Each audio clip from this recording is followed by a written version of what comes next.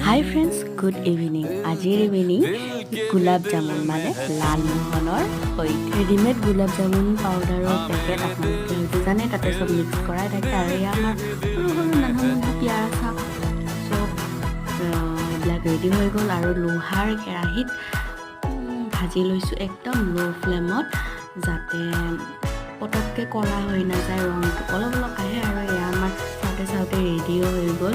ধুনীয়াকৈ বানবাটিত উলিয়াই লৈছোঁ এটা এটাকৈ একদম। কিন্তু মাৰাটো চফ্ট হ'ব লাগিব আৰু যাতে ফাটি নাযায় দেই, তেনেকুৱাকৈ মানে গোল গোলকেইটা বনাব লাগিব, নহ'লে ফ্ৰাই কৰাৰ পিছত যে অকণমান ফাটি গৈছে তেনেকুৱা হৈ যায়। গতিকে মাৰা টাইমত বহুত ধুনীয়াকৈ মাৰিব লাগে। আৰু আমাৰ খুব ধুনীয়াকৈ সহজতে পেকেটেদি তৈয়াৰ কৰিব পৰা ৰেডি হৈ গ'ল। এতিয়া